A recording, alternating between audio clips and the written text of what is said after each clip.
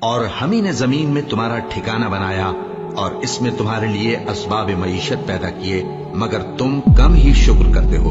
اور ہم ہی نے تم کو ابتدا میں مٹی سے پیدا کیا، پھر تمہاری شکل و صورت بنائی، پھر فرشتوں کو حکم دیا کہ آدم کے آگے سجدہ کرو، تو سب نے سجدہ کیا لیکن ابلیس کہ وہ سجدہ کرنے والوں میں شامل نہ ہوا۔ اللہ نے فرمایا، جب میں نے تجھ کو بھی حکم دیا تھا تو کس چیز نے تجھے سجدہ کرنے سے باز رکھا؟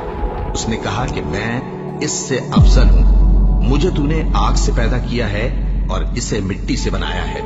فرمایا، تو بہشت سے اتر جا، تجھے شایع نہیں کہ یہاں تکبر کرے، بس نکل جا کہ تو ذلیل لوگوں میں سے ہے۔ اس نے کہا کہ مجھے اس دن تک مہلت عطا فرما جس دن لوگ قبروں سے اٹھائے جائیں گے۔ فرمایا، اچھا، تجھ کو مہلت دی جاتی ہے۔ بولا کہ مجھے تو نے گمراہ کیا ہی ہے، میں بھی تیرے سیدھے رستے پر ان کو گمراہ کرنے کے لیے بیٹھوں گا، پھر ان کے آگے سے اور پیچھے سے اور دائیں سے اور بائیں سے، غرض ہر طرف سے آؤں گا، اور تو ان میں اکثر کو شکر گزار نہیں پائے گا۔ اللہ نے فرمایا، نکل جا یہاں سے پاجی مردود، جو لوگ ان میں سے تیری پیروی کریں گے میں ان کو اور تجھ کو جہنم میں ڈال کر تم سب سے جہنم کو بھر دوں گا۔